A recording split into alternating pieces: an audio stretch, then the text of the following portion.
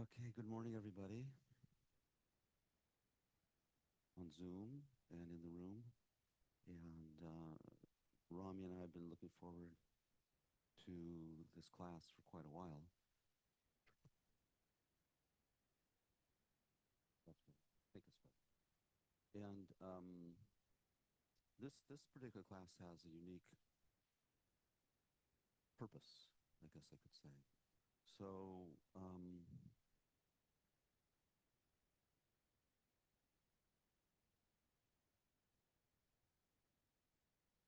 at the moment we have three scheduled, right? Three or four? Four scheduled. Okay. And this is what our hope is that this is going to be over time integrated into the education program within the FPMT as something that's maybe a gap in our education programs, something that what we want to do. Well, this is what we explained. This first class, I think, of sort of laying the groundwork and setting the foundation for the thinking behind this topic and this class. And before we get started, it's really something that's useful to do is to just think for a moment what we get out of this class now and in the future. And just a set, because every moment of our life is every moment, conscious and unconscious.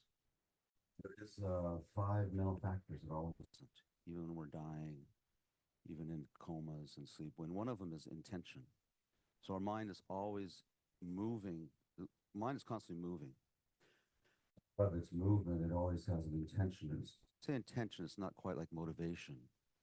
This is more like very subtle, kind of like on the unconscious. And this intention is always there, but we're not very aware of it. We're not aware of it at all, probably. And so our mind is always intending to do something.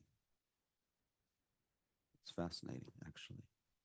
And so, as a result, the intention is something, we'll look at this a little more later, but intention is also something that leaves an imprint on our consciousness. Okay. Sometimes those intentions are sometimes referred to as the imprints, which in traditional language is referred to as karma, karmic seeds, but we don't have to use the Sanskrit so much. It's a matter that the mind is constantly being imprinted because it's constantly experiencing. So what we do, the intention in which we go into it determines sort of the result eventually. As a therapist, it's fascinating because first of all, I'll talk a little bit about the background for a moment. So, yeah, I was interested in Eastern studies from a young age. Oh, not young, since doing a lot of psychedelics. More interested to how the mind works. Amazing things you can see in the mind, right? And so I became interested in thought, meditation was 18. And then when I was at college, I always wanted to go to India to find my guru, because that was the thing, that was like the thing. It's the thing. And so 1975, very, very fortunate for college, I was going to have a year in Nepal. And I could tell a long story. I won't go into the whole details. It's kind of interesting. Interesting to me anyway. But the point of it is that I ended up in Nepal in 1975, mostly to study Hinduism, although I wasn't so into Hinduism anymore at that point. And so there was a Buddhist monastery. I didn't know much about that. And as I was floundering in my research project, because I was so into the culture, and so into learning the language and going trekking and things like that, I fell more and more behind in my research project, which is understandable when you're only 21, and having fun in this exotic culture. And anyway, so I was getting pretty desperate, and people told me, well, on that monastery up there, and I could see it from the village I was living in. I was living with a Brahmin family, Hindu family, and I could see this monastery. Yeah, that's where people, Westerners go to study Buddhism, because those days there were only two places. One was in Dharamsala, where they were teaching in English, and this monastery. Yeah.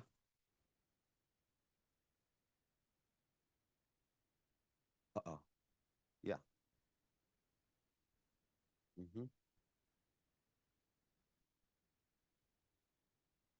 Oh, I have to repeat everything?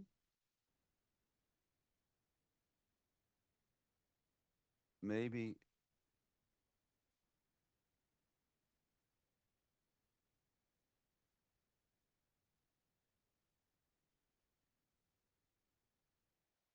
Oh, there it is. Can I hear you? But it keeps swapping. Please, I put my speaker on for a moment. That won't make a difference. Hang on. Okay. Yeah. My audio is off. I'll turn this mic off.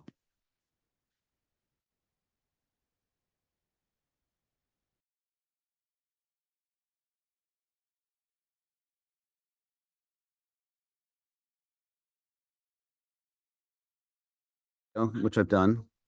I've done that. And then just talk into the Zoom and ask Zoom if they can hear you. Hi, Zoom. Can you hear me? Raise your hand. Oh, good. Okay. Can you ask them if that's better? Is that better? Is it clear? Loud enough? Oh, good. What about the recording? I'm not sure. Well, I could also record. It's not such a great, but as a backup, I could do the AI recording from mine. It should be recording, which means it should be picking you up because you're a host. So it would be the same as any other Zoom room with someone joining. Yeah, but usually you have to hit the record button. Okay. So I think let's just run the audio through the laptop. Okay. Today. Okay. Deal with this and have it work in my next Sure. meeting. Okay. Yeah. So, Now what do I do? Just So everyone on Zoom already knows my history, right? Thumbs up, thumbs down. Oh, good. How many are in there? We don't know. Anyway, the context is like this. So we'll just wait a second because people come.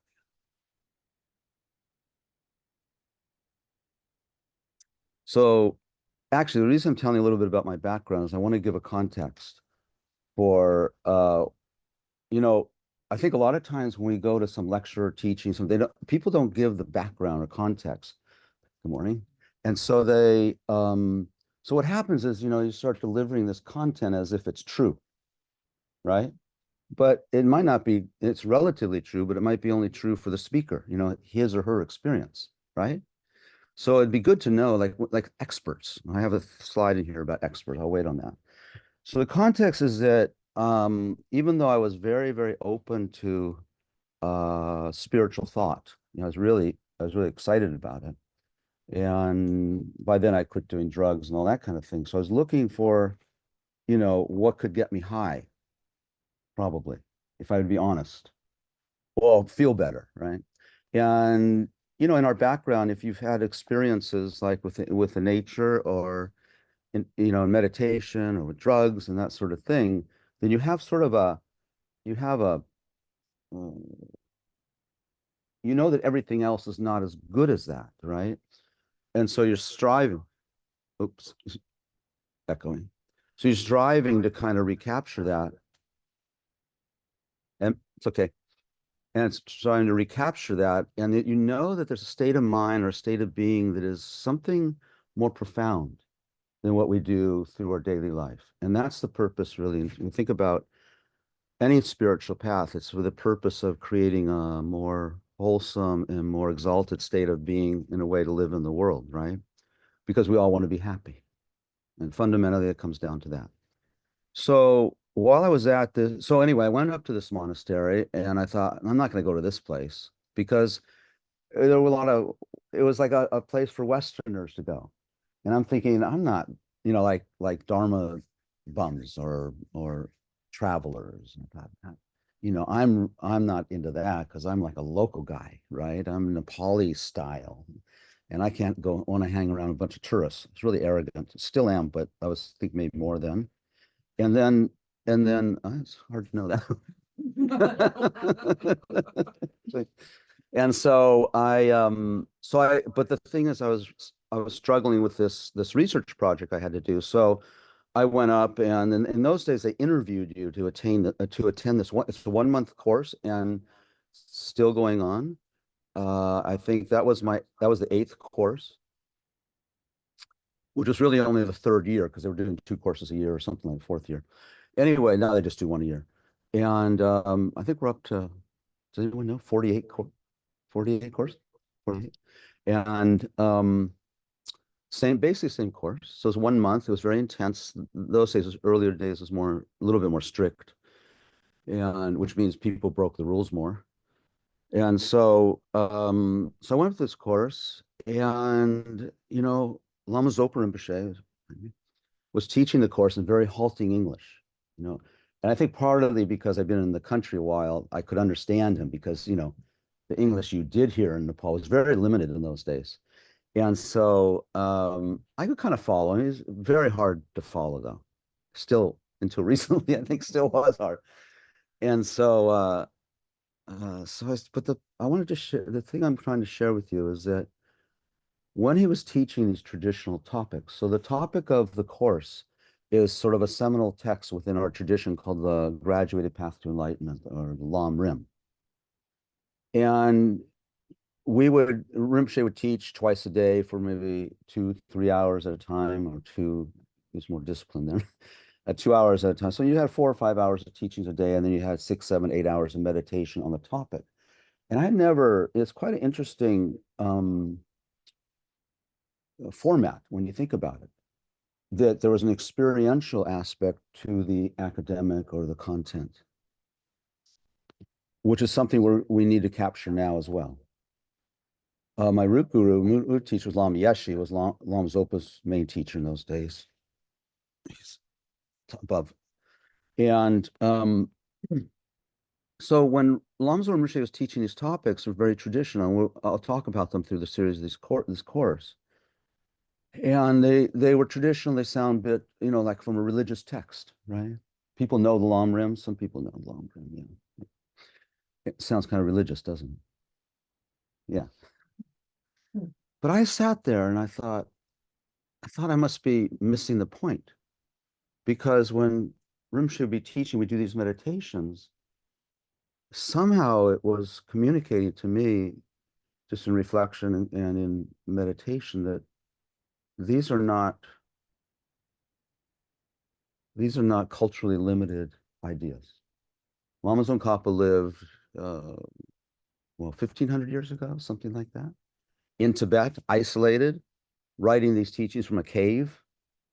It's like, and so I always felt such a resonance with these teachings but when I talked to my fellow students, it seemed like I was maybe missing the point, because I thought these are universal. I got to this universal principle, this part that's internal. Anything in Buddhism, Buddhist psychology and philosophy, actually, we should be very careful, I think, in being too philosophical, too academic. Our culture, I'm generalizing, but our culture is really steered towards the academia, isn't it? The way we go through school and the way this sort of principle, this aspect, this value of going to college or getting a degree or becoming an expert. It's really ingrained in us, and it's actually a bit of a hindrance, because what it does is it makes us think that if I read this text or understand these ideas and can repeat them even, then I must know them. And Lama Yeshe was different. So Lama Yeshe's point was, I was listening to a set of teachings of Lama recently, 32 different tapes, and those tapes, it was been digitally transferred. And he was teaching quite an advanced text, 1977 in Madison, Wisconsin. He teaches this whole text. We go through the whole thing, hour after. It took me weeks and weeks. I listened in my car. So maybe not, maybe it's good, and I can't take notes. But anyway, the week after week, day after day, he's teaching this topic. And it's very advanced. Well, it's one of the main texts in Mahayana Buddhism. And towards the end, when he was summarizing, he said, basically, you can forget everything I taught, because you'll never have an experience from a book. You'll never have an experience from words. And Lama's very, very dedicated, and Rinpoche too, very dedicated that it's about the experience. It's not about the words. No, we need the words to channel the correct experience, right? And we do also we do waver off of that. We think this is it, and you know we constantly need reaffirmation and recollection and reading and studying. We do need it, but the point of all this hundreds of volumes of teachings is to have an experience. And I think that that's and Lama used to say that the Western people are much more ready and interested in experience. They've studied so much, you know, in our education system and in terms of our culture. It's really interesting to have, maybe those are the Zoom people over there. I keep wanting, you know, because when you speak, you don't want to keep looking on one side. Yeah. Do you want one of us to go over there? Yeah, I do. Yeah. These are my shills, right? Let me make a shill. Yeah. Thank you. Thank you. So I can't give you an F on the test at the end, can I? So context, so I know I'm spending a lot of time, but the point of this is that these teachings that I have a great affection for in terms of Lam Rim, I think when we get to the level of experiencing these ideas, that's when everything starts to change. And it's not easy. It's not easy to take these traditional ideas and sort of to weed out what's the experiential part, what's the universal principle. Lama used to tell us, you need to teach these ideas so that your mother can understand them. He used to also say, you don't need to become Buddhist. He said, these are universal principles. They're human principles. So that's, I feel, kind of he embedded that philosophy or that mindset. I can't say I've actually, I don't mean to say that, but it's my goal in this life to try and figure that out. And if and when I teach or I write, I've written one book, another book's hopefully will be out next year. It's my goal to kind of communicate these in a way that, and I'm not saying I understand the ideas. I'm just trying to express them from my point of view. You know, it may be wrong what I say. So that's a little bit about my background. When Lam Yeshe passed away in 1984, we stayed in Nepal. Uh, we had a hand in the development or founding of this place, but he was very clear that for my wife and I, just not to be, our job wasn't to come here and work in LMB or somewhere else, you know. It was to stay in Nepal, which was kind of interesting. You know, it's kind of interesting. We were the few. I had a non-tourist visa, which were very rare in those days. So I came back after that undergraduate year and a half. It was a year in Nepal, I say a year and a half. Had to come back, get my degree, and figure out how am I going to go back and stay.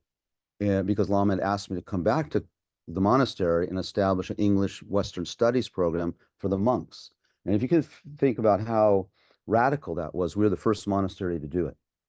And we got a lot of flack. Heard so many times that, oh, Lama Yeshe is just training the monks in English so they can go to Hong Kong, trade, and make business for the monastery. That was their thing. Oh, so their mindset, which was not his motivation. And now, of course, all the monasteries, I'm exaggerating, have some, they're all learning English, science, things like that. So I came back and then I found a master's program that would allow me, because the only two ways you could stay long term in those days in Nepal was either you would be a student or in development, aid. So I came back. Found this program that let me do an independent master's degree program, and my project was setting up this English Western Studies thing in the monastery. It was a ruse, right? Because I just wanted to be there. And then I just somehow got year after year of visas. So I was very, very fortunate. Stayed another 10 years. So you're part of my work, to help us develop these ideas so they resonate for many, many, many, many more people. And so you have a job in this too.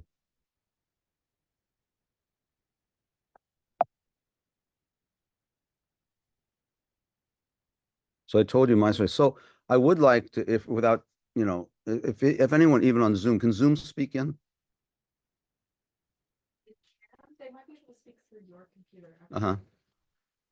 Because the audio is on. Yeah. My audio's on, everything's on. Okay. I don't know how to ask someone. Well, anyway, the question is that just if, everyone came here, so that means you had an intention. Anyone can share what that might be? What were you looking for coming here? Also on Zoom, if you can say. Are you the one that unmutes them? Well, they're actually able to. So I just written in the chat. They'd like to share something through. Okay. Susan's unmuted. Hi, Karuna. Can you hear me? Yeah, we can. Okay. The reason I came here, well, first is because I like all of your classes that I've ever taken. And I felt, this would be a good class. Mm-hmm. And so, also I came here because I am stressed out to the max by life in general. Everything is going on from Springfield, Ohio to Gaza to the whole world. And I just really need to connect with Buddhist teaching in a way that, I can function function mentally better.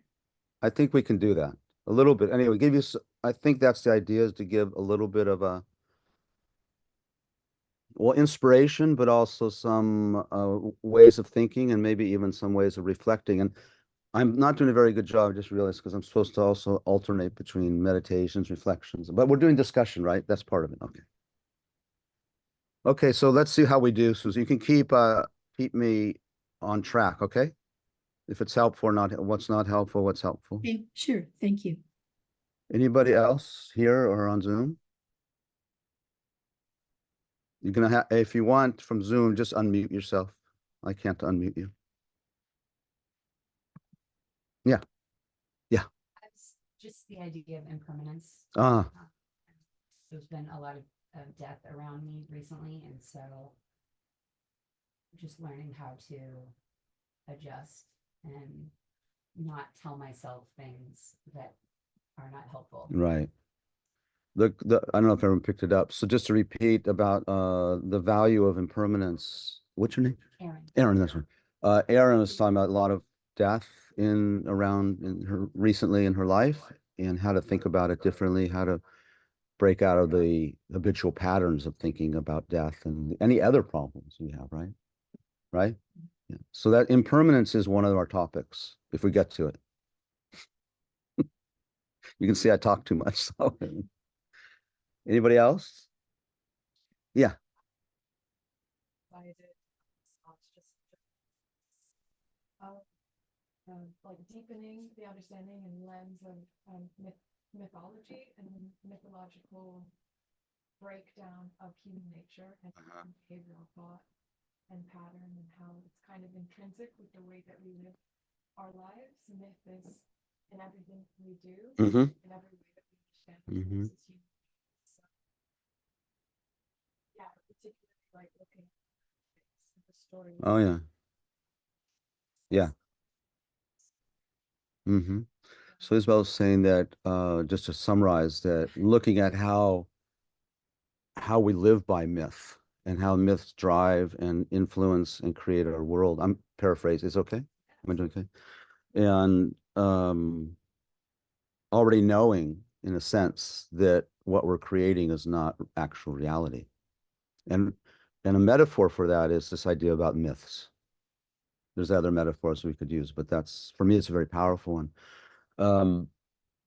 When anyone else? Yeah. After about 15 years of classes,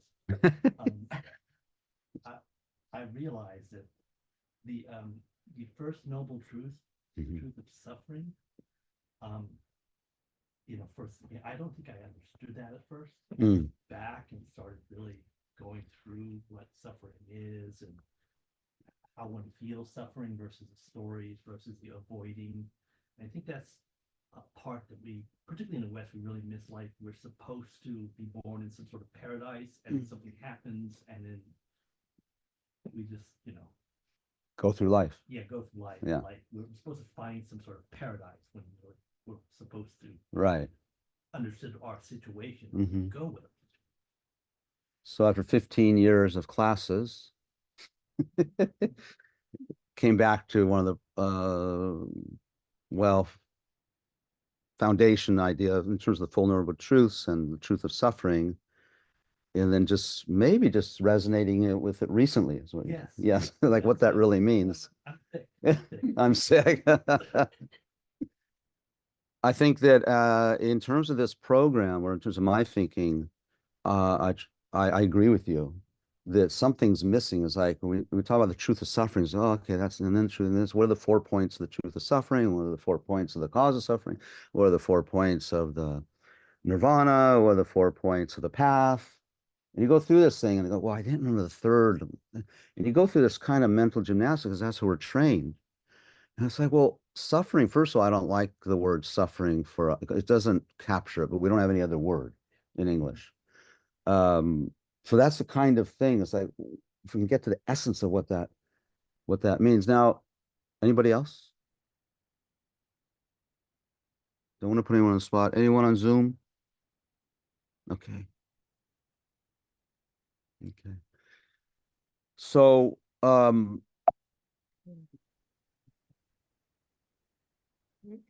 okay, so what are we doing here? Who cares? And this is an important question because the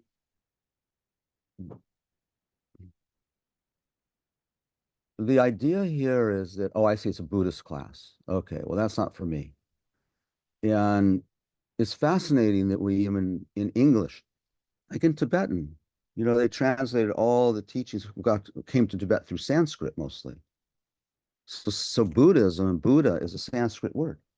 In Tibetan, they don't use the Sanskrit word. And it's fascinating to me is why do we use the Sanskrit word? And everyone says, oh, Buddhist, and they think this is religion. But if they really were to translate the word, Buddha means awakened. That's a very different feeling than Buddha. Buddha is some sort of religious icon, right? I guess. But it's very, I mean, we all have a memory. I mean, it's fascinating to check with people when they first heard the word Buddhism or when they had first had the idea of it. I remember for me, it was my parents who traveled all over the place when they were young. I mean, and they went to Cambodia. I must have been, I don't know, 10, 11, 12. And they used to bring us little gifts back. And they brought back a wooden Buddha, but the laughing Buddha. And they were told that if you rub his stomach, your wishes will be fulfilled.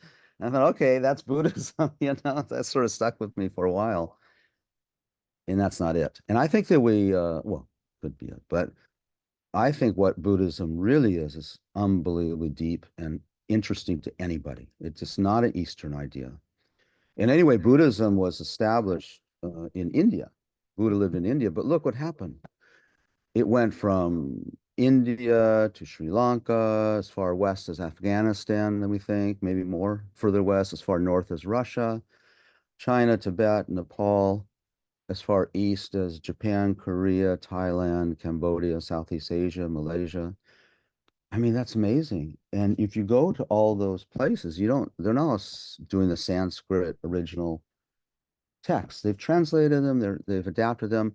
I think Buddhism, because it's universal. So we have to hold the idea that it's a universal set of ideas.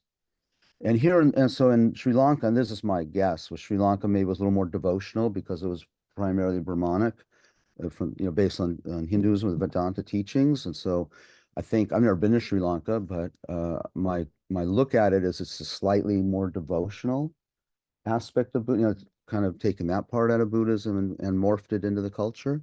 I think you look to places like Japan, I don't know, Japan, maybe more intellectual, and then China as well in terms of Confucius, and then Tibet was very sort of animistic, a lot of worshiping of different spirits and in trees and rocks and so I think the tantric teachings really adapted well there. Kind of like that. And so if we look at no culture shifted to become Indian Buddhist. That wasn't what was being asked. It was asked that Buddhism adapt to the cultural and mindset of the people. And so here in the modern world, if you think about what is the mindset, what is the belief system here? We've talked about this before. What is the belief system in the modern world? Let's say America, it's really limited. We can't, Europe, America, Western modern culture is what is really when people are looking for an answer. That's always the way to test ourselves. It's like, why was there an earthquake? Why were there floods here 2 years ago? This in torrential rains we had. Why does my partner have cancer? Why did I get in a car accident? Why did the person jump ahead of me in the checkout line, right? Why can't I find the shoes I'm looking for? If you think about, not everybody in the world throughout all time thought about the answers to those questions in the same way. Until the advent of science, was always some sort of, not always, but many times a religious base, right? Basically, God did this, or God did our sins and all that kind of thing. And I'm being very simplistic in that. And we have many world religions that are theistic. When the theistic is to look for some sort of answer, response, or clarity about why things happen and what is the purpose, our purpose. So the mindset now, or the religion now, is what primarily?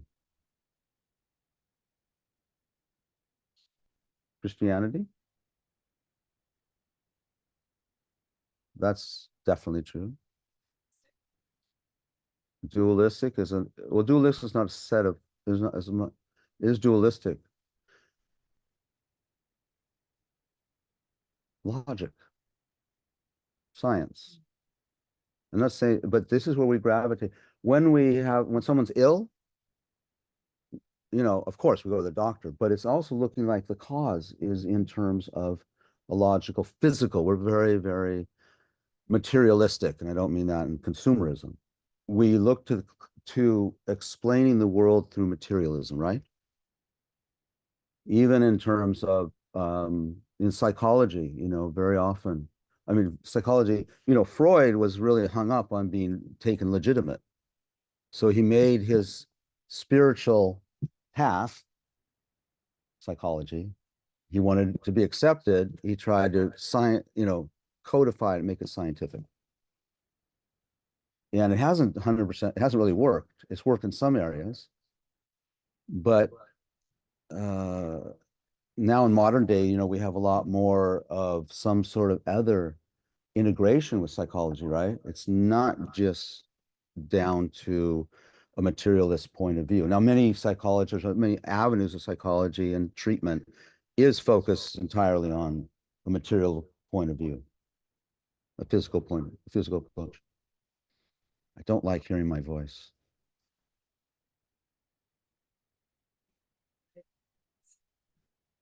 Really?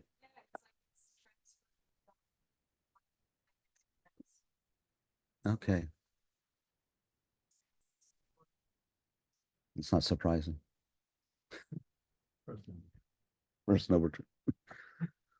So let's just clarify our terms. Buddhism is an ism of awakening. Okay, it's a path, it's a system of thinking and practices to awaken. Now, it's such a strange idea, awakening. Not part of our vernaculars. It's not part of our language. It's not part of our mindset. When you go to school and are being trained, there's no class on awakening. They have, geography and science, and math, and you're going to go to a class on awakening.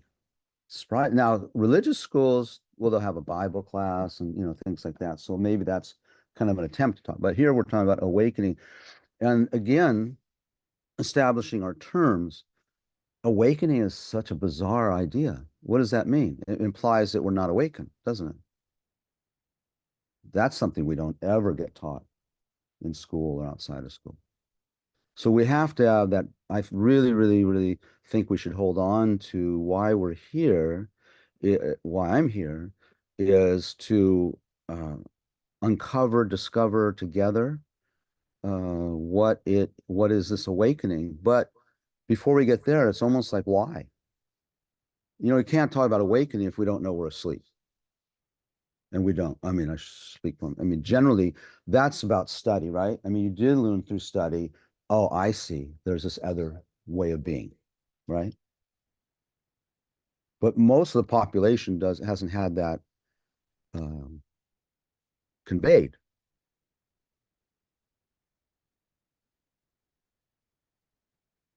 So in this, this is just this is not that important of a slide. It's just a little bit for me. What I'm trying to express here is that there are set, when we look at Buddhist teachings, one of my teachers, Zong Rinpoche, before I wrote the previous book, Misleading Mind, I was looking for an outline to write the book. And I was going to extrapolate, you know, kind of translate from that traditional outline or whatever. I was, maybe Four Noble Truths was one example. And so I was talking to him because of my affection for this text, the Lam Rim, the Graduated Path to Enlightenment. And I said to him, Rinpoche, what do you think about, he's a young, very young, brilliant, one of our, you know, young, brilliant, new Lams, I mean, it's not new, but long, rich history, lineage. And so he's very much an authority as well. And we're walking down by East, I got the two sites, East Cliff. I'm accused by my wife of not knowing how to get around Santa Cruz. I don't know anything on the west side, east side. I think it's because it's a bay, right? If it had straight lines everywhere, I think I'd be okay. Yeah. See, I'm pretty linear. I was walking with him and I told him my idea that I wanted to write using Lam Rim as a foundation. And he said to me, Karuna, do something else. That's a religious text. I'm going to talk, he's back and he's going to be visiting soon. I'm going to talk to him about that. We'll have a debate. So Lama Tsongkhapa wrote this text 1,500 years ago or something like that, in this cave, in the 13,000, 14,000 feet up in the Himalayas. And I just could not accept that he just wrote that for Tibetans. Because he was an enlightened being. Maybe, you know, I could be wrong. But so the challenge is that I felt that all these various topics of the Lam Rim were things like guru devotion. Wow, that's pretty foreign to a modern audience. Refuge in the three sublime ones, you know, Buddha, Dharma, Sangha. Wow, nothing, pretty far from our context, right? It sounds religious. But then Lama Yeshe says, teach these ideas so your mother can understand them. And that these are universal principles. And I could not see Lama Tsongkhapa just focusing on a cultural articulation of them. Karma. How's that? Is that a universal principle? I accept that it is, but I don't know, you know, how can we dive into our shared universe? See, universal means we can share, right? It means we have a commonality around there. A death and impermanence, the kindness of all sentient beings, kindness of all sentient. I mean, where do you hear that? You know, that sounds pretty religious. And there's many topics in the Lam Rim, the emptiness and the altruistic mind, things like that. So when we talk about awakening, so awakening is also referred to as a liberation. So that's something very Buddhist. It also occurs in other systems. Liberation. Well, liberation from what? You know, you can think, some people say, well, we live in the best country in the world. I've got a nice house. I got good family. I got a good job. It's like liberation from what? And they're talking about that, you know, from a Buddhist purist point of view, is that's not liberation. And as we grow up in this culture, and I know things are changing, and I generalize because it's easier to communicate that way. But if we think about what liberation is, where we're there, I think there is sort of like when we talk about an archetype, where there's this natural drive. Well, let's say first, there's a natural drive to be happy, and I would say that every instant, and we could debate this, every instant is spent. Every instant is spent trying to be happy, seeking happiness.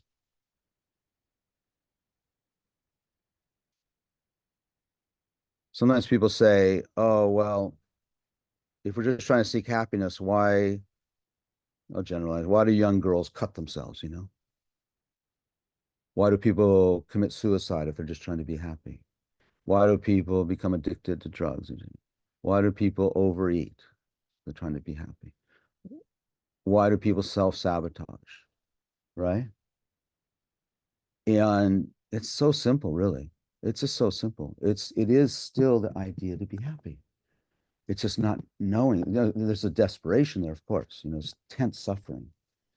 If there's intense suffering, the reason that we do those things is to get out of suffering. Right? So there's this drive every instant to be happy. And now happy, okay, it's kind of a sort of a trite word. It's sort of, but it's okay to use the idea of happy. You could say content, satisfied, but happy actually helps. Why did I ask Isabel to put some sweetener in the tea? To be happy. Why? So it's not so much, maybe we shouldn't say so much to be happy, but maybe better to say not to feel a sense of discomfort. And every instant is spent avoiding discomfort. And then we get into this relief from discomfort. And the problem is, talking about impermanence, it doesn't stay, does it? So liberation, there's a state of being where it does stay. It is eternal. I won't say permanent, it's eternal. Okay, it's not static, actually, it's quite dynamic. But we are not taught that. So we need to, as a culture, learn. It's fine to seek our careers and all those material comfort things. Of course, we should enjoy them. We should create them, but it's the mindset behind them.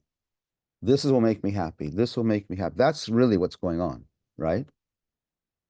And so Lama Yeshe used to say to it, Lama Yeshe loved beautiful things. He'd come to the West. He loved beautiful teapots. He loved flowers, gardens. He was always, he even dressed slightly different often when he's in the West, wearing beautiful silk or whatever.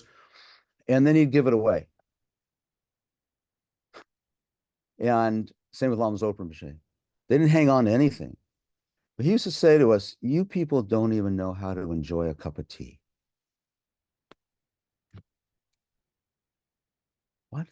I like first thing in the morning, that first cup of tea. I enjoy it. So what did he mean? What did he mean? You think about that. So liberation from what? Liberation from what? So the Grasping and ignorance of what will solve this dissatisfying condition that we find ourselves in. yeah, liberation from this condition we find ourselves, this unsatisfying condition we find ourselves in. Going back to the truth of suffering, why Buddha taught, you think about Buddha's first teaching, he didn't teach for 7 weeks after he attained enlightenment. He said, this is how it's told anyway, I'm paraphrasing, but he said, I can't explain this. No one's going to get it. Which is actually true because words are not the thing, are they? Words are not the experience. Krishnamurti used to say that. He said, words are the sign, are the road sign. They're not the road itself.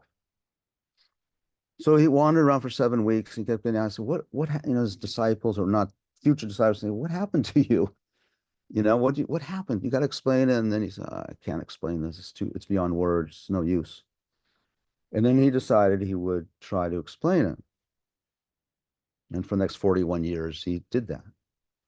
And his first teaching was the Four Noble Truths. And I often thought, it could have been a little bit more, mm, I don't know, understanding or nicer. The first one he taught was the truth of suffering. Why didn't he teach the truth of nirvana first? I think these days, I think sometimes it's worthwhile to teach the truth of nirvana first, by the way. It is not to avoid that. The reason I say that. Yeah. So why did you teach the truth of suffering first? Anyone want to guess? Zoom or non-Zoom? Bad news first. Bad news first. You want the good news or the bad news? Because Yeah. Go ahead. everybody's suffering though, I mean, we all have that common struggle that we're trying to remedy. So why teach it first? It's kind of like you have to see what your obstacles are in order to remove them, in order to see what is there.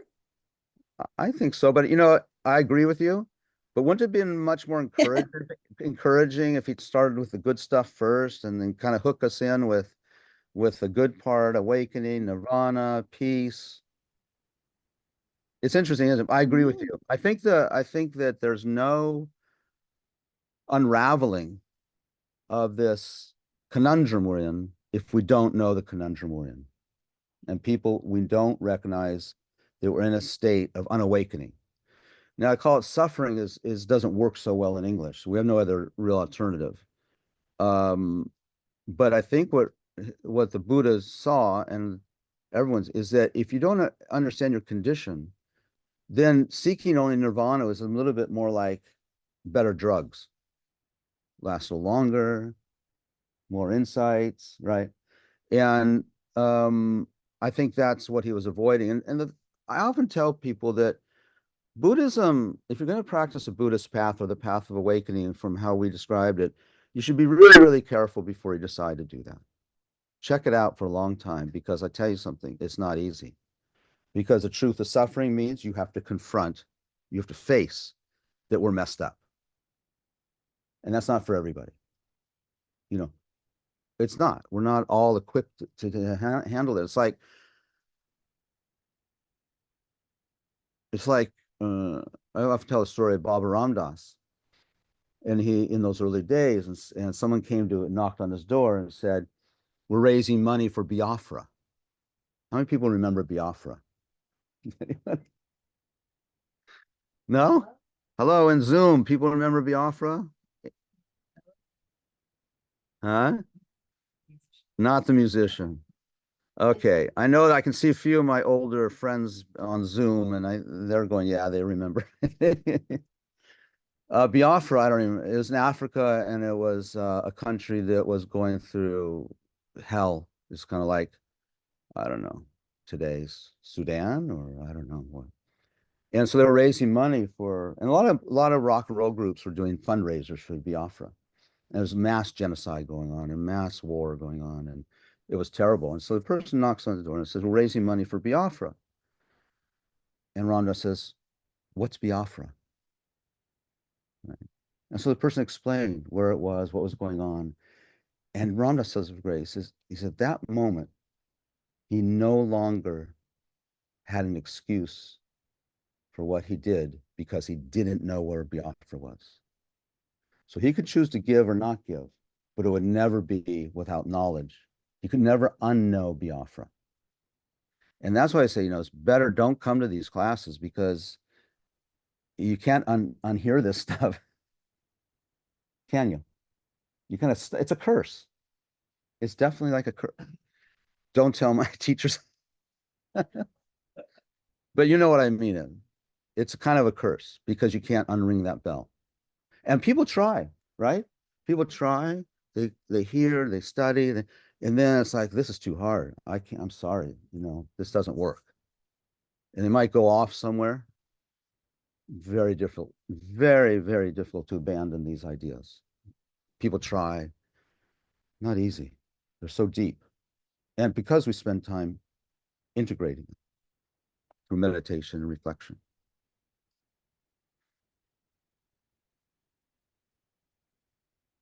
So it might be a good idea, before you continue any more classes here with me, you may have to decide, because you're going to hear bad news. but the good news is better than the bad. Any questions? I'm trying to be more interactive. I'm not very good at it. But questions, comments, I'd like to hear. Maybe gives me a little bit of a rest. Anyone? Any just reflections?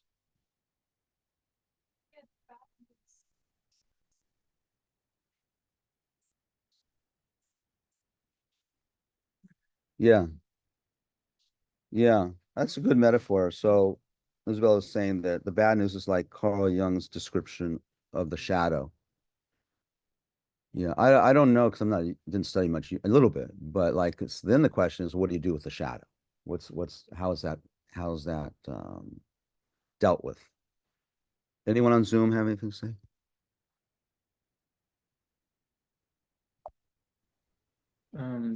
Yeah. I have a thought about how you say that the good news is better than the bad. Yeah. If you truly believe that, Oh yeah. then how do you sort of ask permission from people who may not be ready to go on that deep, like put the curse of knowledge upon them if you truly believe that it is better? Um, Well, if I understand, you can correct me because I might not understand what you're asking, but you don't force anything on anybody. It's a personal thing. It's personal. This is not a path of proselytizing. It's a path of invitation. So, for example, everyone here, and it's kind of maybe not great, is invited to you were invited to come here, right? But we didn't ask people who didn't want to be here to be here.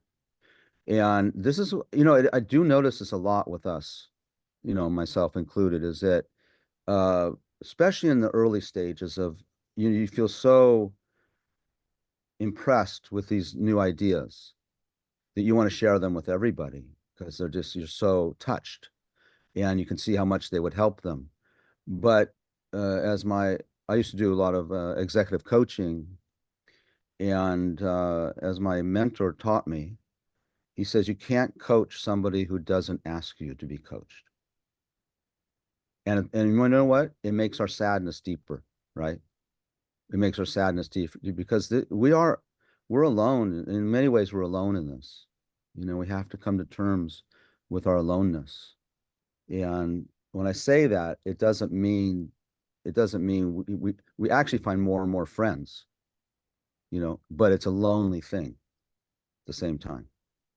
And we have to come to terms with that. The yogi sitting in the cave in the Himalayas or wherever, we could say, wow, that's ultimate loneliness. And it is. Why does she do that though? Or why does he do that? Because the loneliness of that is not the determination of what you do. And then the loneliness changes because the more we commit to these ideas, you see that there's all kinds of friends. Even up in the cave at 12,000 feet, you can be surrounded by friends, but they're different friends, right? I'm now getting a little bit spiritual. Well, this is not coming into the myths right now, but just so I can clarify that, just like in Christianity and Catholicism, Hinduism, and I don't know about Judaism, there are many levels of beings, right? And we're so concrete that we think, oh, it's just humans and some animals. But I think there's other beings, I think, and that's the community you begin to enter when you enter into your loneliness. Entering your loneliness opens up the door to all kinds of other supports. And sorry, being religious. There are other beings. I mean, positive beings, celestial beings, bodhisattvas, Buddhas, deities, dakas, dakinis. So it's not supposed to be, that's what we'll take out of the class, yeah. I'm new to this thing, very, very new. So did we define the liberation what it is? Yeah, no. Okay. The question was, did I define or did we define what liberation is? Let's do it now. Okay. I couldn't just have that slide and end there, right? Why did it jump? I mean, basically, struggling with is the word everybody goes around and says happiness. If you're happy, you're there. Yeah. And I'm not liking that at all. Can you and I agree? We'll not, we'll use, when we say happiness, we might mean something different? Yes. Okay. So general, let's just talk about it for just a second. So Karuna, happiness, I have a question. okay. So you were talking about Buddhism not being a religion. It seems that some cultures, and I think you mentioned this, do treat it as a religion, like they pray to Buddha as a god. Yes. But I don't see it that way at all. But what I want to ask is, I'm reading The Future of an Illusion by Freud. He talks about how humans have instinctual drives. And for instance, one of their most basic ones is the need for a protector against the raging elements, going way back into history, and against the intrusions of civilization itself. Mhm. And so I'm wondering, when we talk about liberation, are we talking about liberation from our instinctual self? And how do we grasp, how do we know what that is? I mean, how do we define that as being something that we can overcome, evolve beyond? Yeah, that's not so How does hard. Buddhism conceive of that? Yeah, that's not so difficult. Um, it's hard to jump between different metaphors of what our human condition is from Freud and Jung and Buddhist psychology. I mean, I feel that's my job, by the way. So your question I take to heart. So maybe what we can do, Susan, is I can deal with the question as presented, like what liberation is. And then if you can, then what we do is we sort of translate that into other models. Some models don't translate. The models are flawed, because they're new in many ways. Also, just as a point of reference, Western and modern psychology is new. And I'm generalizing, but in general, it's not a practice psychology. Okay. It's an intellectual psychology. It's a theory. It's a theory that then is tried to use to support people. But it's not a path of liberation. So let's talk about what liberation is. I have a slide here about the difference between Western and Buddhist psychology. Maybe we'll get to it. But before we go there, let's just sit for a moment, okay? I just want to do one thing in terms of reflection. So if people can just get comfortable for a moment. If you're in a chair, just if you can put your feet flat on the floor and gently close your eyes.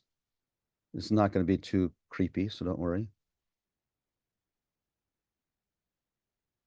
And just for a moment, settle into your body. And what I'd like to ask you is just really, without constricting your mind or your brain, is just to be in the moment, in this present moment, gently, not forcing, just like, oh, here I am. So what I'd like you to do is say, here I am, and feel that you're here. And feel what here means. So we're here mentally, we're here physically, we're in a space amongst other people or in our rooms. Just sit for a moment there, just in the here.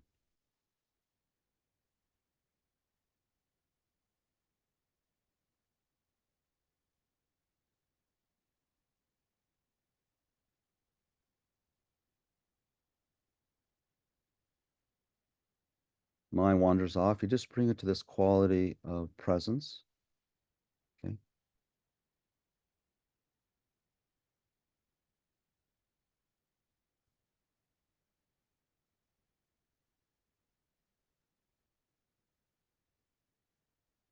What I'd like you to do is this quality of presence is to reflect or to feel. It's not just reflect, but feel that this quality of presence is your humanness. Sometimes it's helpful to say, I'm alive, I'm human, whatever. Here I am. I'm not a mosquito. I'm not a dog. I'm not dead. I'm here. And this here-ness is humanness, is your human quality. If you can connect intuitively beyond the gross mind of concept, beyond the talking minds, beyond the mind of fear, hope, regret, just here. And this here-ness, you should feel, I'm human, I'm alive, I'm here. And then you get a sense of a little insight. Just focus on that. And when you focus on it well, there should be a sense of joy.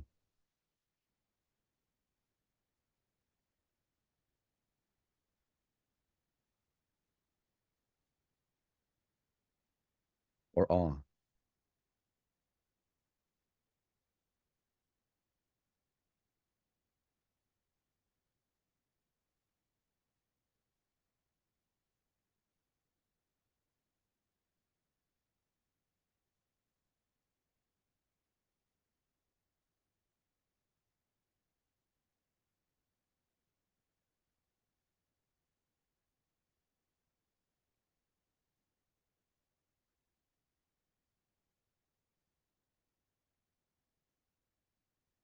It's beyond the gross mind of thought.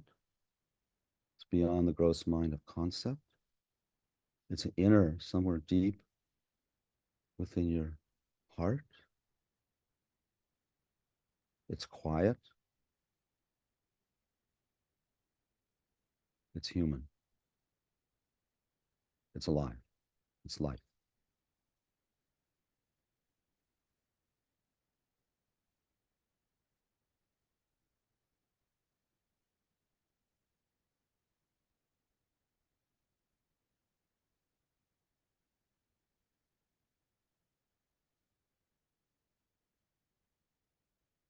Okay. Okay. So come back to conception and gross if you want. That quality, I don't know if people connected with it. What that quality of that experience, that's part of us. See, that's part of us that we don't connect with, or I don't much. But when we talk about Buddhist psychology and the Buddhist path, it's about that. We're talking about something, there's more to our being, much more to our being than these gross conceptions. Okay, I think I'll go to brunch after this. I think we'll go home. I think I gotta drive. Oh, there's a traffic. Right? Or it'd be good to stretch. Those are all, that's where we live. And in Buddhist psychology, one description, in Buddhist psychology, we have many different schematics, different ways. We live there. We live in our fears. We live in our desires. And that's all from Buddhist psychology. It's a very gross level of mental activity. And the purpose of meditation is to cut through that and to get to a deeper, just like we could use, there's a subconscious and unconscious. We could use those terms. Well, if there's unconscious, I wonder what's there. So in Buddhist psychology, we don't use the word unconscious, but we use the gross mind, subtle mind, and then we also have this idea of very subtle mind. Those subtle minds and very subtle minds aren't active in us. I mean, they're active all the time, but there's lack of awareness. And when we go to sleep at night, the gross mind settles. It kind of goes to sleep. It calms. Isn't that interesting? And then it's the subtle mind that becomes that. In dreaming, it's the subtle mind that's become activated or become aware of. Right? Then there's a most subtle mind. So these grow. It's different descriptions. Sometimes they don't talk about subtle and most subtle. It's just those are just words. Point is that there's consciousness, and which is mind, and the consciousness most of we spend our time is in concept or feelings. These are gross.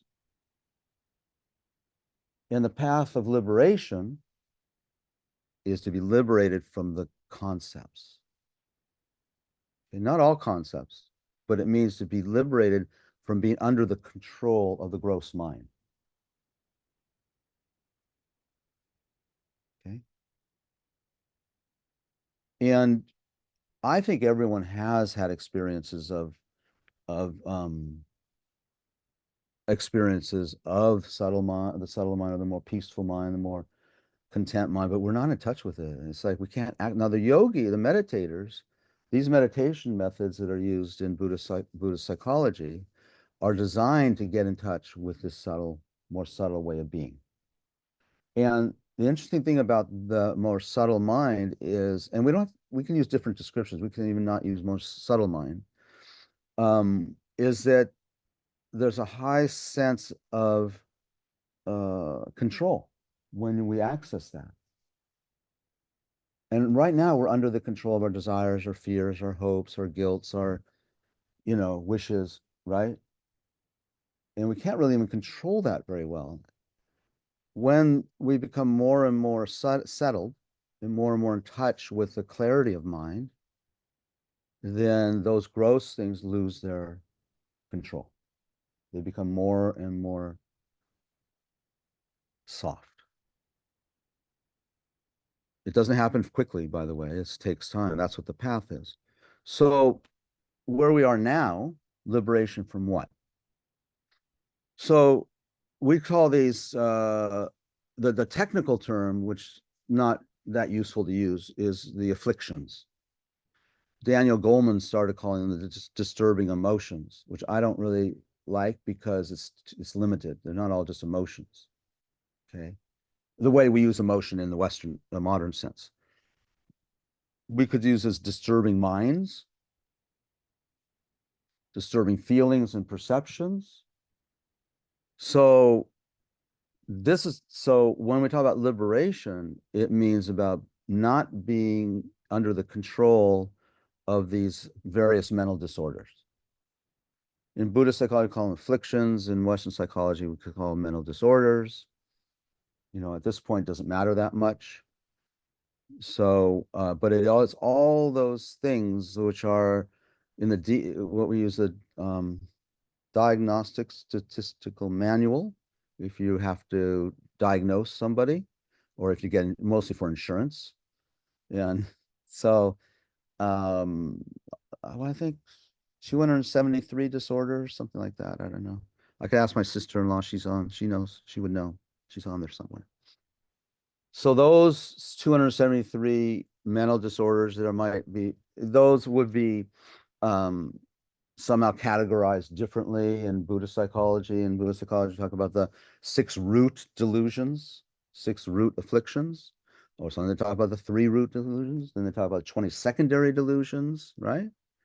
I mean, the psychological texts in Buddhism are very vast and very deep and very complete. And so having lived in Nepal for those years, it was like I had a 14-year break from here. And then when I returned to the States, I wasn't ready I don't know if I was ready, but I wasn't thinking I was returning.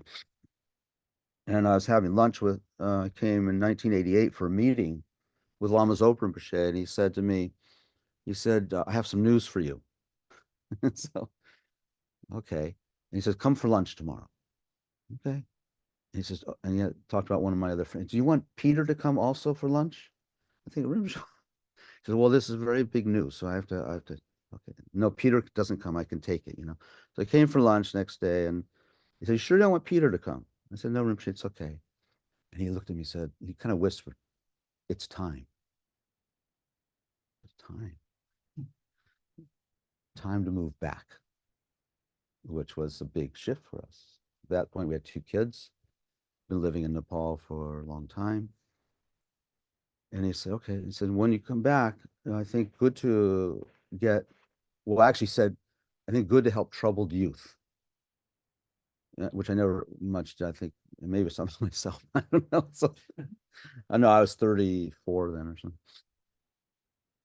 So that's how I got involved in psychology. It was a natural, very natural bridge, right? As in Buddhism, I just felt this is all about psychology. Buddhism is all, not all, but seems very rooted in psychology. So that's how I got involved. Got a master's in clinical psych, and then from then on just started. And I didn't want to work. I wanted to work in sort of a holistic, because we have to do many hours of internship, 3,000 hours or something. And so I wanted to go to this more like a place that would be sympathetic to Buddhist thought. In those days, that was 1988, so still Buddhism was sort of in the closet, right? And my supervisor said, "No, you need to go to Stanford." It's like, what? That Stanford is well, this is the Children's Health Council. It's a citadel of the medical model. And I thought, oh God, I'm not going to survive. And I have, that imposter syndrome. Does anyone else have that sometimes? I was like, oh, they're going to discover I'm a Buddhist. Really, I was like, I always say I was a wolf in sheep's clothing. And very interesting because the medical model is, in those days for me, was completely the other extreme. And it was very good for me. It was very, very good because it helped me understand, how to translate, also understand that model. Which is a very important model because it's our model that we use, to help people, with illness and stuff. So very valuable, very, very valuable. And it's really important to understand sort of the modern scientific approach to psychology as well. I'm not a scientific person, so it was not that easy. So that makes sense. So when we look at the DSM, it's very bizarre. And maybe things have changed. So I'm retired. I don't keep up on stuff now, but I keep up a little bit, but mostly what I want to read, not what I should read necessarily, is that you have all these disorders. You go to a therapist, and then I'm simplifying it. You go to a psychologist therapist, you do an assessment, okay, you give a diagnosis.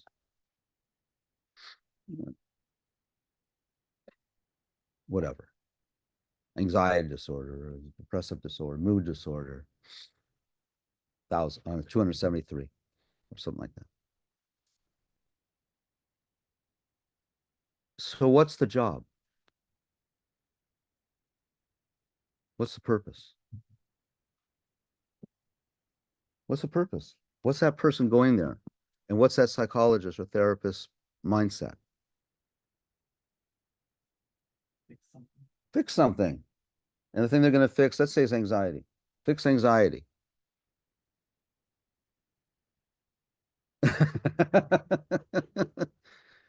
How's that going? So depending on your worldview or your view of health and liberation, you're going to go what? Medication, because you're a materialist. DNA, family history. So it depends on your model of thinking, right? If you're a family systems person, you're going to start looking at the family dynamics around anxiety. If you're more of a, I don't know, what kind of psychologist is looking more at DNA? I don't know. And then you're going to start looking at DNA as an explanation. So these are explanation. If you're a substance abuse therapist, that's your model. You're going to look at substance abuse. And you say, well, I don't use drugs. Well, see, your mother did, or your father did, or your brother did. And the family systems, how you fit in the family. Depending on your world, your model, that's how you're going to make sense of the problem. So the thing that's interesting in the DSM-5 now, or 5, I think, is they don't say what you're trying to attain. It doesn't tell what the goal is. I mean, the goal is relief of symptoms. Now, I'm being simplistic because there are now emerging psychologies that go much further. Positive psychology, narrative therapy, things like that. But this is ripe ground for Buddhist psychology. We need Buddhist psychologists. We'll call them awakening psychologists or something, right? Because it's going to tell you what you're trying to attain. So you're not just a relief of anxiety. That's important. It's very hard to practice anything more if you're overwhelmed by anxiety or depression or, mood disorders. I mean, it's true. And actually, Western modern psychology is much better than Buddhist psychology at treating those in terms of dealing with the symptoms. So I want to make that very clear. What I think is that when that's your end game, if that's the end game, I don't think that's serving people. So Buddhists, I often tell the story, and I told it I told the other day at this other group meeting. And then is that one year in at Cayton at the monastery we're living in, they do this 1 month courses. And of course you attract people that are unstable. We still do here, right? I mean, every Buddhist center, because people are looking for answers and they're not finding them in the conventional marketplace. And so we were so there was one person attending the course. It's probably about 1980, I don't remember. And she was having sort of a psychotic break. And she said like those breaking windows in the monastery, and people were going, and she'd sit on this wall and hiss at people like she was a snake, and it was pretty bizarre. And I remember the meditation course leader, we'd always have a Western person lead the course, but of course Rinpoche and Lama would teach it, but this person would lead the meditations and stuff. And I went up to see Lama Yeshe about this, this thing. And I came outside his room, came to the outside of his room, and I could hear the course leader talking with Lama. And they were having a bit of a argument. And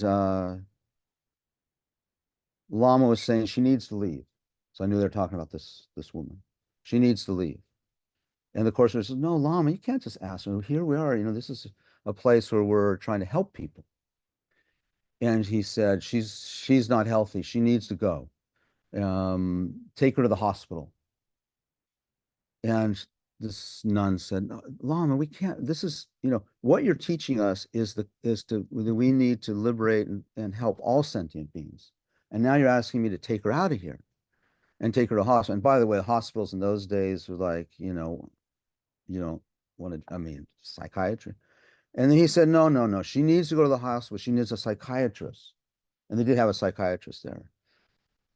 Visualize one flew over the cuckoo's nest, maybe, kind of thing. But so of course, then there's not arguing. No, Lama, we need to say, can't take her to the hospital. This psychiatrist can't. And then finally, Lama was getting show the aspect of being frustrated.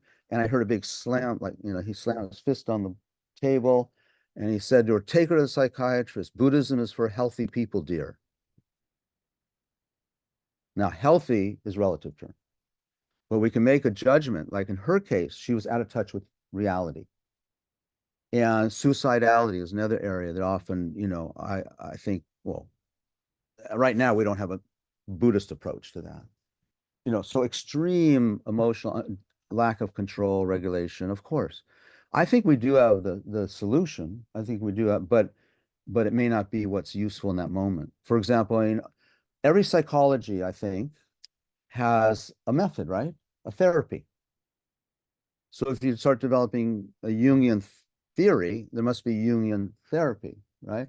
If you have a narrative or positive psychology view, then there's a positive psychology therapy. Same with narrative, same with psychoanalysis or psychoanalytic theory. And the therapy in Buddhism, is meditation for the most part. There's also dialogue, and debate and study. But the real thing is meditation. That's the therapy. And the therapist or the teacher is the one who will guide you in how to apply the right kind of meditation and reflection. But ultimately speaking, you can't have experience from a book. Experience has to come from reflection, from your own process. So liberation is liberation from the disturbing emotions, these uncontrolled, mostly gross concepts, of which there's like 80 of them, 80 gross concepts.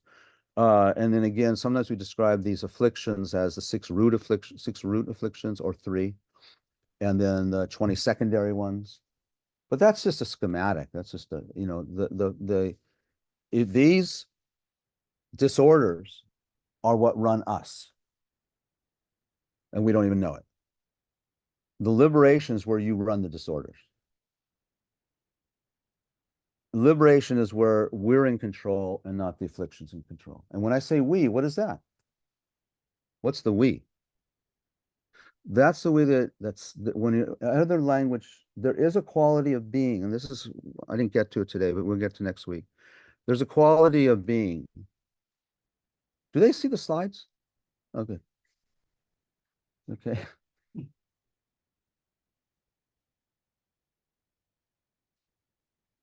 In my first teaching from Lama Zopa Rinpoche, I think it might have been the first, it blew my mind because he said this in a different way. A famous quote by the Buddha said, "Don't trust what I say just because I said it. You should take my teachings, you should analyze them, test them like you would test gold as being authentic or not, rub it, apply acid to it, polish it, test it, hammer it. And then if it's authentic, then take it. Don't just stay." So we don't believe in faith in that sense, blind faith. But we do believe in reasoned faith, actually. You have to have some faith. You can't know everything and then go, okay, I believe in it. But the faith is based upon reasoning, okay, and trust. So I have a lot of faith when Lama Zopa Rinpoche, Lama Yeshe would say things over time. Traditionally, in order to have a guru-disciple relationship, that relationship would go back and forth of examining each other. Student examines the teacher, teacher examines the student for 12 years before you'd be accepted as a student. Now it's like, we see some YouTube video, and this is my guru. You know, we don't, this is very dangerous. This is signs that things are a little bit degenerate, right?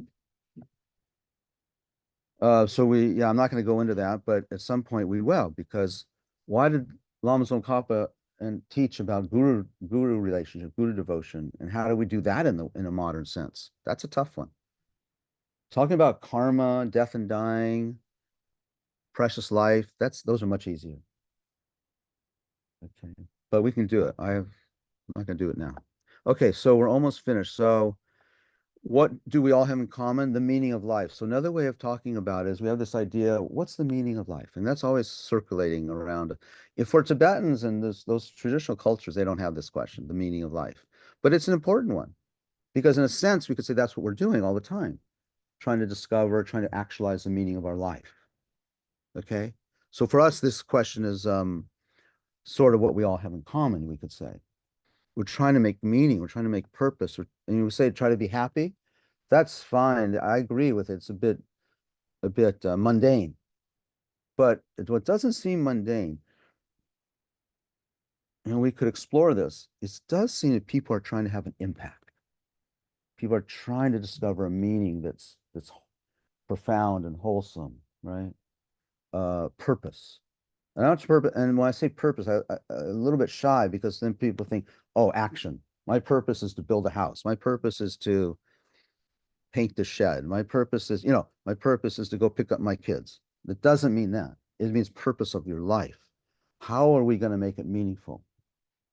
I think that's the beauty of Buddhism, because it's not just all about psychology. It's about making meaning, fulfillment, richness. I think I'm almost done. Okay. Should I just do this real quickly? I'm not sure I can do it quickly, but I'll do it. I'll throw it at you. So these are just some of my ideas. Modern psychology is to become healthy. I'm being simplistic. Please don't anyone beat me up for being simplistic, okay? And if you want to beat me up, that's okay. Someone. To become healthy. And then Buddhist psychology, develop a balanced mind. Now I'm talking on a very surface level, okay? Because to become healthy from modern, what does that mean? Well, I think it mostly has meant symptom reduction. Whereas Buddhism will take more holistic, not just about the symptom reduction of the anxiety, but developing a balanced mind, which means I'm really excited about the 49er game today. Wow, do I have to teach today? I watch 49er game? And you know what I mean? So that applies here. It's very important, because that applies here too. So if we begin to understand what psychological health is, psychological health in Buddhist idea, in the path of awakening, is balance. Not a liberation yet. Liberation's down the road. No liberation without a balanced mind. Okay. The other one is primarily focused, modern psychology primarily focused on temporary goals or symptom relief. And this is where that other one, the deeper purpose, why a balanced mind? Because we want to get in touch with that quality that Lama Yeshe called transcendental wisdom quality mind. That's amazing. So we have to know what the goal is. I mean, we start with that. Today we should have started with that, but this quality of mind or soul, we have to look at. So the quality of mind, before I finish, the quality of mind is clear. It's unluminous quality. We have it in us every instant, and most are not in touch with it at all. When the Dalai Lama, His Holiness Dalai Lama, when Lama Yeshe, when Lama Zopa Rinpoche, Song Rinpoche, and Ling Rinpoche, and these other great Trungpa Rinpoche, other great lamas walk through the world, they walk in the world of ultimate clarity. Their minds are just so clear, and everything arises and falls away within that clarity. For us, it's concrete. It's just, everything's concrete. There's no the clarity part is just obscure. So in modern psychology, often it talks about as it's about improving relationships. In Buddhist psychology, it really is about creating a better world, outer, inner, both. It matters. In modern psychology, again, I'm generalizing, okay? Clients will look for deeper goals, but in Buddhist psychology, we're talking about ultimate wisdom. Ultimate wisdom is the antidote to every psychological problem. So everything we do in Buddhist psychology, in the Buddhist path, is to actualize, to come in touch, to experience ultimate wisdom. Once we have that experience, then that ultimate wisdom is our primary method. But then when we just having the insight into ultimate wisdom is not enough. It has to be cultivated to where it becomes really organically every instant of our life. That's liberation. Okay. When we're constantly in a state of wisdom, ultimate wisdom, we are liberated. That's what the Buddha is. Now, last thing, because we're going over time.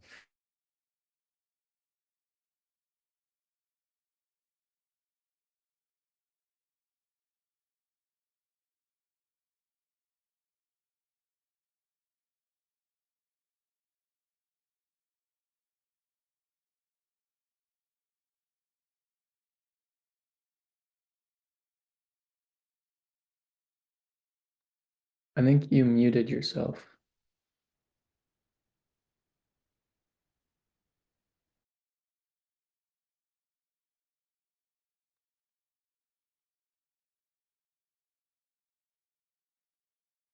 Karuna's frozen.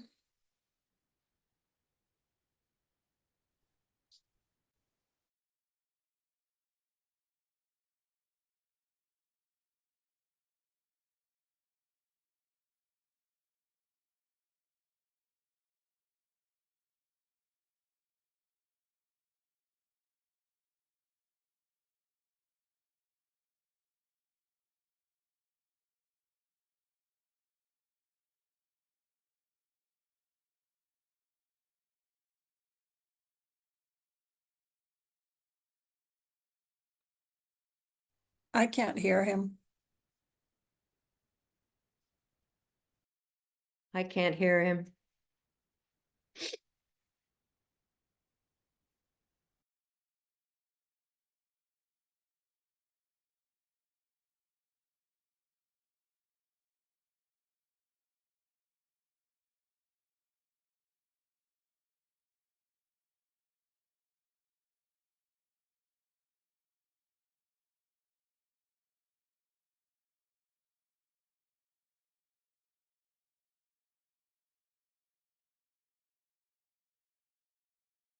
Video. Video. Okay. Oh, I don't need, which video is working? Mine or there? You can do both. Okay. Yeah. So we're just finishing up. I was just talking about when I lost the Zoomers. that the refreshing thing is that it's not a question of unenlightened, the confused versus, and then there's all the liberated ones, the gods and things like that. So what was refreshing is that when the example of the Buddha's own life, or not life, but his history from when he entered the path of liberation, of awakening, to when he attained full awakening, was 3 countless eons. And a countless eon, which is always funny to me because they say the number. But if it's countless, how can you say a number? So I can't remember. It's trillions of years, right? It's trillions of years for 1 eon. When he experienced a direct insight, not intellectual, not conceptual insight into wisdom, into the nature of reality, which is the real path to enlightenment, when that was still another 2 great eons before he attained Buddhahood. For us, we're just trying to get that experience now before we die, hopefully. Yeah. And so just to know that it's a path and it goes through 10 different levels. So don't worry about, it's not about, it's a path. Now, for some beings, that path takes 3 countless eons. For some beings, it actually can take 1 lifetime, was all. Or 3 lifetimes, or 7, or 11. The point is, it doesn't matter, because once you have that direct insight into emptiness, into the reality, nature of reality, which we'll talk about, then you're done, in the sense of you're only going to get better and better. You're not a normal being anymore. You're not a normal being anymore. You're a spiritual being. And you're never going to fall back. You're only going to go better and better. Okay, so yeah. You don't have to answer the question now, but I'd like to, being alone, basically liberation of being controlled by your mind, by emotion. Mm-hmm. And also being alone, physically alone, sometimes you feel lonely, sometimes you don't, you want to be able to have the sense of connection that you are no longer connected. Right. But it takes a lot of effort to attain that kind of feeling. Yeah. But in the meantime, this is my personal experience, you have the physiological effect of being stressed or lonely, and it affects all your physics. Yes. But the adrenal going, and so between now and when we get to the wisdom and liberated, Yeah. what do we do to cope with this? But I don't want to go take pills or this or that. And I'm very personally at a stage in life that my mom passed away.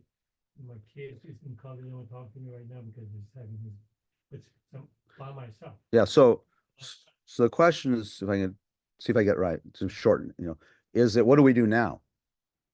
We're not able to generate these experiences as states of mind that are the ultimate panacea, right? And I was just explaining that this can take eons, if not eons, lifetimes, if not lifetimes, years. What you do in between is you take medication, you seek social interaction, you seek all those things but the mindset changes. The mindset becomes, okay, these are temporary helpers. What we do, or me, is I take these temporary helpers and take them as permanent. So like a temporary help of, a pain reliever then becomes an addiction. A temporary relief of loneliness becomes a habit of this sort of impulsive thing of always needing someone around me. And if I'm alone, then, I can't handle it. Right. So of course we use the things that are at hand. Of course, we're not there yet. It's just to do it without this kind of neurotic clinging. But I told you this Buddhism thing is not easy. And I don't think people should enter it if they're not able to. You're going to have to confront your crap. That's the solution. There's no solution without doing that. But you have to be very careful as to whether you're ready to do that. And you don't have to do it all at once. You start with your little habit of ice cream in the evening or something, whatever your problem is. Ice cream's okay, actually. It's cutting people off who are going too slow in the fast lane. That one you maybe want. That's one of my favorites. Not favorites, one of mine. Okay, so I didn't define myth. That's important. I'm going to just do. I'm sorry, people, for going too long. So we're talking about the myths we live by. So when we look at the teachings of Buddha and we look at Lama Tsongkhapa's teachings, all these things. So if Lama's on Kappa is teaching us about the precious human life, what are we doing? If Lama Tsongkhapa is teaching us about death, we all know about death, but why is he teaching? What are we doing? If Lama Tsongkhapa is teaching about impermanence, why? What are we doing? I think every teaching, Lama Tsongkhapa teaching about the kindness of all living beings. Well, what are we doing? We must be doing the opposite or something different. So what we're doing is we're living by a myth. Okay, we live by the myth of permanence. Our mindset is we see everything permanent. I'm not going to go into it now. But that's why I talk about the myths we live by. These are untruths that we think are true. Okay, and we'll get start them next week. And there's hundreds of them. There's some primary ones, okay? So thank you everyone for online, who's not online, who's here. And just as we talked about, everything has intention. So every instant we were here there's some mind of intention. It might have been things like, well, I'm uncomfortable. I think I'll shift my body. It might have been things, oh, that sounds interesting. I'd like to know more about that. I'm going to look into that. All that's intention. Even when we stretch our body, move it, even when I move my hands like this, is all driven by intention. And for the awakened being, the intention is always pure. And by pure, it always has the intention of the welfare of others. Now, everything I do has the intention of welfare for myself. Yeah, everything I do. So, so just thank you, thank yourselves. And we're here, many imprints, experiences we have embedded in our consciousness that we'll talk about more and more. And that instead of those they're going to ripen sometime, those imprints, instead of as some sort of, gentle experience that will be good. Maybe we just think when these imprints ripen, that they ripen for the welfare of all living beings. And then my own psychology, my own mental state becomes more and more balanced so that I can be of great benefit, not just to myself, but to all other beings. So I became Buddhist for the last minute. Okay, thank you, everybody. Thank you, Zoomers. See you next week, maybe. Thanks, Karuna. Thank you very much. Bye. Bye. Sorry to keep everyone so long. Bye. Oh, I get the benefit mostly.